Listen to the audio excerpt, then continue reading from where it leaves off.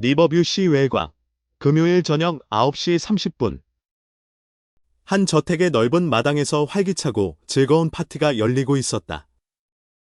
이 파티는 소피의 16번째 생일을 축하하기 위한 것이었다. 모든 사람들이 음악과 음식, 웃음 속에 푹 빠져 있었고, 곧 끔찍한 비극이 다가올 것이라고는 아무도 알지 못했다. 소피의 생일은 그녀의 인생 마지막 날이 되고 말았다. 행복이 절정에 달한 순간, 갑자기 총성이 울렸다. 순식간에 혼란이 벌어졌고, 사람들은 집 안이나 차량 쪽으로 달려갔다. 일부는 테이블 뒤에 몸을 숨기며 움직였다. 소피의 어머니 리사는 인파 속에서 딸을 찾으며 절박하게 그녀의 이름을 불렀다. 그리고 마침내 소피가 발견되었다. 그녀는 가슴, 심장 부위에 총상을 입고 피가 사방으로 번진 채 바닥에 쓰러져 있었다. 절규하는 어머니의 목소리가 울려 퍼졌지만 소피는 다시는 깨어날 수 없었다. 경찰은 신고를 받고 출동했고 구급차도 현장에 도착했다. 즐거운 생일 파티는 난장판으로 변했고 테이블과 음식, 장식물들은 혼란 속에서 망가져 있었다. 의료진은 즉시 응급처치를 시작했지만 많은 노력을 기울인 끝에 결국 소피를 살릴 수 없음을 인정해야 했다. 소피는 숨을 거두었고 더 이상 구할 수 없었다. 리사는 바닥에 주저앉아 딸을 꼭 끌어안으며 정신을 잃은 듯했다. 어머니를 딸에게서 떼어놓는 것은 매우 힘든 일이었습니다. 너무나도 큰 상실이었습니다. 경찰에게 가장 어려운 점은 범인을 목격한 사람이 아무도 없다는 것이었다. 목격자들이 들은 것은 오직 한 발의 총성뿐이었다. 범인은 한 발만으로 목표를 명중시킨 전문 저격수였다. 그는 철저히 준비된 상태에서 방해받지 않는 최적의 위치에서 상황을 지켜보며 타이밍을 기다렸던 것이다. 우리는 매우 위험한 범인과 마주하고 있을지도 모릅니다. 수백 명이 모인 혼란 속에서 단 한 발로 소피를 맞췄다는 것은 그의 능력을 보여줍니다. 경찰은 현장 주변 수색을 확대하기 시작했다. 범인은 파티 내외부 어디에든 있을 수 있었으며 총알은 상당히 먼 거리에서 발사된 것으로 보였다. 따라서 경찰은 발사 방향을 확인하고 파티 장소와 인근 주택의 CCTV를 모두 조사하기로 했다. 또한 피해자와 그녀의 가족과 관련된 정보와 인간관계를 면밀히 조사하는 작업도 함께 시작되었다. 소피의 생일 파티에 참석한 대부분의 친척들은 그녀에 대해 좋은 이야기만 했으며 소피가 누군가와 개인적인 원한을 가질 이유가 없다고 확신했다. 소피의 어머니는 딸이 부드럽고 온순한 성격의 친구들도 많았으며 최근 이상한 일은 전혀 없었다고 말했다. 그 아이는 그냥 거기 서서 친구들과 웃고 떠들고 있었어요. 그런데 누가 우리에게 이렇게 잔인한 짓을 저질렀단 말인가요? 경찰은 신속히 사건 현장 주변 이웃들의 진술을 수집했다. 대부분의 사람들은 사건이 일어날 것이라고 예상하지 못했고 일부는 문제가 생기는 것을 꺼려했으나 경찰의 여러 차례 설득과 소피에 대한 애도 때문에 진술을 시작했다. 최근 그 아이나 가족에게서 의심스러운 점은 전혀 보지 못했습니다. 평소와 다름없이 친절했죠. 문제가 시작된 건 파티가 열리면서부터였습니다.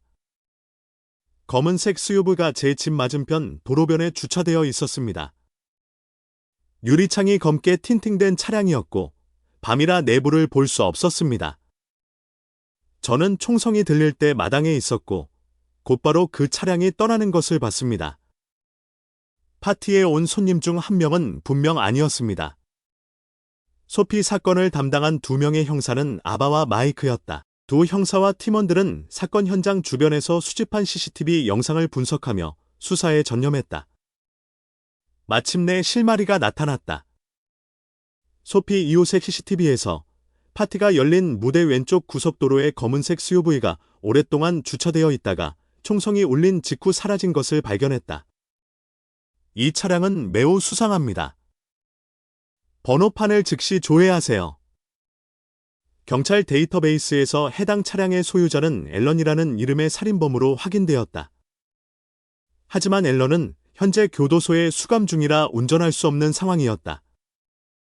앨런은 5개월 전 체포되었고 당시에는 이 차량이 사건과 관련이 없다고 판단해 조사 대상이 아니었다. 게다가 그가 체포된 곳에는 해당 차량이 없었다. 차량을 다른 사람에게 넘기거나 도난당했을 가능성이 있었다. 경찰은 이 차량을 앨런의 갱단원이 사용 중일 가능성에 무게를 두었다. 앨런은 악명 높은 범죄자입니다. 그의 차를 누군가가 훔쳐서 이렇게 노골적으로 사용한다는 건 말이 되지 않아요. 이 시점에서 수사팀은 소피의 학교로 가서 추가 정보를 수집했으며 사건과 연관이 있을 가능성이 있는 인물로 그녀의 남자친구 데런에 대해 알게 되었다. 데런은 도시 내 갱단의 일원으로 보이는 위험한 청년과 자주 어울리는 모습이 목격되었다. 소피의 친구들 사이에서는 그와의 관계가 소피에게 위험할 수 있다는 소문이 돌았고, 이는 데런과 소피의 죽음 사이의 연관성에 대해 의혹을 불러일으켰다. 그는 그날 그녀의 생일 파티에 나타나지 않았습니다. 두 사람의 관계가 좋았던 걸 감안하면 매우 이상한 일이죠. 경찰은 수집한 정보를 바탕으로 데런이 사건에 연루되었거나 중요한 단서를 알고 있을 가능성이 있다고 판단했다. 학교의 학생 기록을 통해 마이크 형사는 데런의 거주지를 파악하고 즉시 팀원들과 함께 그를 찾아갔다. 데런이 갱단과 연관될 수 있다는 의혹 때문에 마이크 형사는 수사팀이 작전을 준비하는 동안 사복 차림의 경찰관들이 그의 집 근처에서 잠복하며 동향을 살피도록 했다. 하지만 경찰서에서 출발하려던 찰나 잠복 중이던 경찰팀에서 긴급 연락이 왔다. 그가 큰 배낭을 메고 집을 나서고 있습니다. 주변을 주의 깊게 살피는 걸 보니 도주하려는 것 같습니다. 시간이 촉박해진 경찰은 즉시 데런을 붙잡기 위해 나섰다. 그러나 이때 다른 무리도 데런을 노리고 있는 것이 포착되었다. 그들은 경찰의 존재를 확인하고 도주를 시도했다. 그중 한 명은 다니엘로, 폭력 전과가 여러 번 있는 범죄자였다. 그는 경찰관 중 한 명을 알아보고 동료들에게 도망치라는 신호를 보냈다. 경찰은 두 목표 중 하나를 선택해야 했고 핵심 인물인 데런을 추적하기로 했다. 데런은 길가에 있던 차량을 탈취해 도주했다. 그는 서쪽으로 고속도로를 향해 달리는 하얀 SUV를 운전하고 있습니다. 수사팀은 고속도로 방향으로 즉시 이동했고 교통경찰도 차량의 번호판과 종류를 전달받아 경계태세를 강화했다. 경찰은 데런이 이동 중인 도로에 차단막을 설치했다. 교통경찰의 순찰 차량은 이미 출동해 목표 차량을 확인하고 진로를 차단할 준비를 마쳤다. 데런은 도로 한가운데에서 경찰에 의해 저지되었고 그는 차량 문을 열고 뛰쳐나와 전속력으로 도주했다. 그의 갑작스러운 도주로 인해 같은 방향에서 오던 두 대의 차량이 급정거하면서 서로 충돌했다. 경찰은 부득이하게 경고 사격을 해야 했다. 총소리에 겁에 질린 데런은 머리를 감싸주고 멈춰 섰고 곧바로 경찰에게 포위되었다. 그는 체포되어 손목에 수갑이 채워지며 두려움에 떨었다. 경찰은 곧바로 그를 연행해 경찰서로 데려가고 신문실에서 조사할 준비를 마쳤다. 마이크 형사와 그의 동료가 데런 앞에 앉자 데런은 여전히 혼란스러운 모습으로 떨었고 두 형사의 시선을 피하려고 애썼다.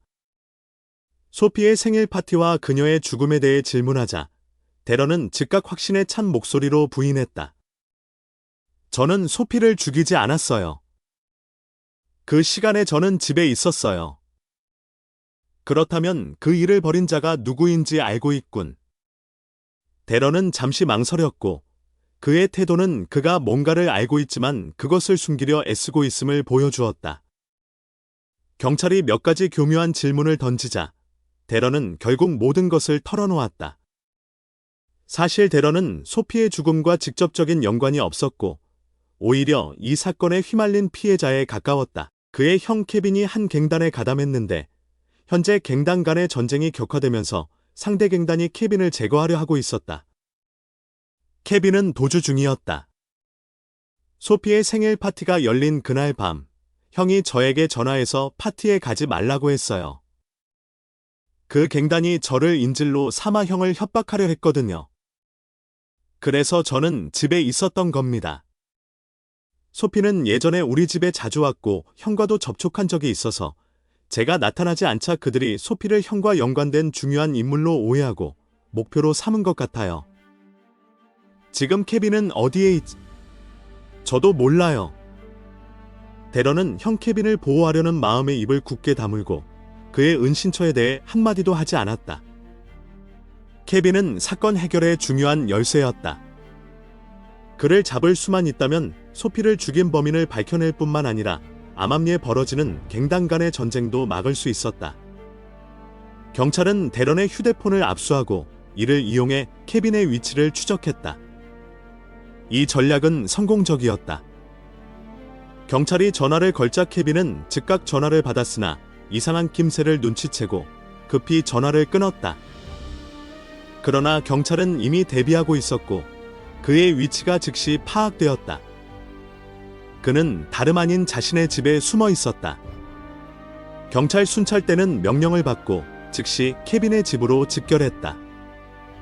사전에 설치된 감시 카메라를 통해 집을 주시하며 수사팀도 현장으로 향했다. 모두 주의하라. 계획대로 움직인다. 그가 무기를 소지하고 있을 가능성이 있다. 집은 다시 한번 완전히 포위되었고 경찰은 정문으로 돌입했다. 그러나 내부는 텅 비어 있었다. 집 양쪽에 설치된 감시 카메라로 확인했을 때 그는 아직 집을 나가지 않았다. 마이크 형사는 더욱 신중하게 집 주변을 수색하며 뭔가 숨겨진 장소가 있을 것이라 의심했다. 다락방과 옷장 뒤는 이미 조사되었으니 천장 속이나 지하실이 유력해 보였다. 그는 천장이 분리 가능한 판자로 덮여 있는 것을 발견하고 천장판을 하나씩 제거하기로 했다. 첫 번째 판을 제거하자마자 부엌 쪽에서 큰 소리가 났다. 케빈이 천장에서 떨어지며 창문을 통해 도주하려 했던 것이다. 그러나 그는 창문 밖에서 대기 중이던 경찰들을 예상하지 못했다. 케빈은 저항할 틈도 없이 땅에 엎드려 제압당하고 수갑이 채워졌다. 체포된 케빈은 경찰서로 이송되어 신문을 받았다. 그는 경찰들 앞에서 협조할 생각이 전혀 없어 보였고 경찰들을 힐끔거릴 뿐 방 안을 무심히 둘러보았다. 마이크 형사가 갱단 조직과 소피의 살해범에 대해 물었지만 케빈은 묵묵부답이었다. 왜 침묵하고 있는지 모르겠군. 하지만 그들이 너희 형제를 죽이려 하고 있다는 건 알 거다. 내가 속한 조직이 너를 보호해주고 있다면 이런 일이 벌어졌겠나. 협조하지 않으면 더 큰 대가를 치르게 될 거다. 형제에 대한 이야기가 나오자 케빈은 동요하기 시작했고 마침내 긴 고민 끝에 한 가지 제안을 내놓았다. 제가 아는 걸 말할 테니 한 가지만 약속해 주세요. 데런을 이 사건이 완전히 해결될 때까지 반드시 보호해 주세요. 경찰의 보장을 받자 케빈은 자신이 알고 있는 모든 것을 털어놓기 시작했다. 케빈은 자신이 도시 서쪽 지역에 본거지를 둔 갱단 더 이스트사이드 코브러즈의 일원이라고 밝혔다. 현재 그들은 더 레드 킹즈라는 다른 갱단과 영토 분쟁을 겪고 있었다. 소피의 죽음에 관한 사건은 데런이 예측한 내용과 거의 일치했다. 총격 사건은 더 레드 킹즈가 더 이스트사이드 코브러즈에 대한 복수를 위해 벌인 일이었어요. 그들은 갱단 구성원의 가족을 죽였다고 자랑하며 다음 목표는 다른 조직원들의 가족이 될 거라고 위협했죠. 갱단에 관련 없는 사람들을 공격하는 건 그들에게 아주 쉬운 일이에요. 반면 조직원들은 가족을 보호할 능력이 거의 없었어요. 이 끔찍한 계획은 무자비한 복수국의 일환이었다. 이 정보를 바탕으로 수사팀은 갱단 담당 경찰관 마커스 힐과 협력해 추가 정보를 확보하기로 했다. 마커스는 첩보에 따르면 더 레드 킹즈가 여러 갱단을 하나씩 제압하며 세력을 확장 중이라고 전했다. 그렇다면 우리가 그들이 원하는 미끼를 제공해 한꺼번에 모을 수 있지 않을까요? 이 말을 들은 마이크는 하나의 계획을 세웠다. 경찰들은 더 레드 킹즈를 한 번에 소탕할 작전을 구상했다. 리버뷰 서쪽의 폐창고에서 월요일 저녁 6시에 작전이 시작되었다. 경찰차는 현장에서 멀리 이동해 흔적을 감췄고 특수부대와 수사팀은 창고 주변과 내부의 전략적 위치에 숨어 대기했다. 작전은 케빈이 항복하는 척하며 더 레드킹즈와 협상하는 것이었다. 케빈과 데런을 살려주면 그들에게 중요한 정보를 제공하겠다고 제안했다. 이 매력적인 제안에 넘어간 더 레드킹즈는 제안을 수락했다. 케빈이 제공한 정보는 창고에서 무기 거래가 있을 것이라는 내용이었다. 더 레드킹즈는 이를 기회로 여겨 적대 조직을 전멸시킬 계획이었다. 약속된 시간이 되자 정찰대가 창고로 들어왔다. 경찰들은 그들을 조용히 제압하며 하나씩 검거했다. 신호탄을 쏘려던 인물도 미처 쏘지 못한 채 제압되었다. 마이크는 팀원들에게 체포한 인물을 은신처로 이동시키게 했고 대장격 인물은 강제로 갱단과 연락하도록 했다. 얼마 지나지 않아 20명 이상의 또 다른 무리들이 어둠 속에서 급히 창고로 들어왔다. 그들이 도착하자마자 경찰의 포위망은 좁혀져 모든 이들을 한 곳으로 몰아넣었다. 두목은 미친 듯이 총을 쏘기 시작했다. 격렬하고 잔혹한 총격전이 벌어졌다. 그들은 어떤 대가를 치르더라도 포위를 뚫고 나가고 싶어 했다. 경찰은 총을 쏘아 상황을 제압해야 했다. 10분이 넘게 총성이 이어진 후 총소리는 점차 잦아들었고 사상자가 발생했다. 범죄자들은 쓰러졌고 몇몇 경찰도 부상을 입었지만 그들은 자신의 범죄에 대한 대가를 치르지 않을 수 없었다. 경찰차와 구급차가 현장으로 다시 출동했고 범죄자들은 고통스러운 모습으로 바닥에 누워 총격을 멈추어 달라고 간청했다. 그들은 차례로 제압당하고 응급처치를 받은 후 경찰서와 병원으로 이송되었다. 범죄 기록이 차례로 작성되었다. 두목인 레이먼드는 다리에 총상이 있는 상태로 신문실로 들어갔다. 그는 앉아 무표정하게 경찰들과 마주보며 마치 도전하는 듯한 태도를 보였다. 하지만 그는 더 이상 두목이 아닌 수많은 범죄 리스트의 최상단에 있는 범죄자였다. 소피의 죽음에 대해 질문을 받았을 때 그는 완전히 인정했다. 그가 계획의 일환으로 최초로 총을 쏜 인물이라는 것이다. 그러나 그가 무고한 사람을 잘못 죽였다는 사실을 알게 된 후에도 그의 태도는 변하지 않았다. 그는 끔찍한 악행을 저지른 반사회적인 인물이었다. 당신의 자식들은 당신의 잔인함에 대해 무엇이라고 생각할까요? 그들은 생각할 필요가 없어요. 그들은 제가 가져다주는 부를 누리면 됩니다. 그게 다예요.